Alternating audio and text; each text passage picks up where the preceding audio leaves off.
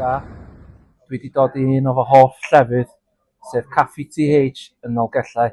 A dwi yma gyda perchennog y siop, sef Meg Jones. Wel, mae'n adeilad anhygoel, a dwi'n mwynhau bod yma. Dwi wedi dweud bach o hanes am yr adeilad, Meg? Fydra, mae o'n 200 mlynedd oed, ac oedd o'n Iestyn am flynyddoedd maith.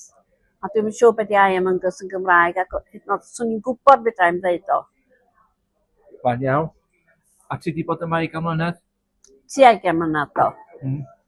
21 dwi. Ia. Wel, ti'n redeg busnes llwyddiannus.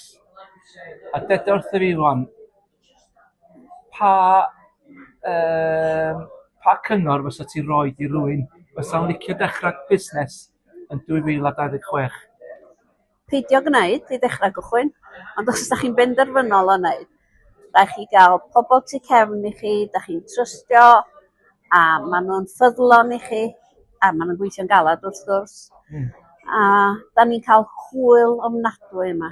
Da ni'n chwerthu'n lot, a rhaid chi gael hwyl mewn busnes, os ydych chi'n gweithio'n galad. A dipyn bach o lwc a jyst ia. O, lwc, ia. A da chi'n gyfeillgar iawn. Lot o lwc.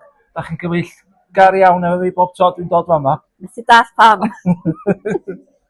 Wel, y cwestiwn pwysig oll, de. Pa chacen fysa chi'n argymell i fi heddiw? Cheesecake, lemon a cnau. Mae pawb wrth i bod efo honno. O, lyflu. A fysa chi'n rhoi disgownt bach i fi, Meg? Dim o gwbl. Chi ddim rhaid i dalu fel mae pawb arall yn neud. O, iawn. Wel, dwi'n siŵr fod o werth bob ceiniog. Diolch yn fawr iawn, Meg. Dwi'n mynd i blasu'r cacen caws yma wan.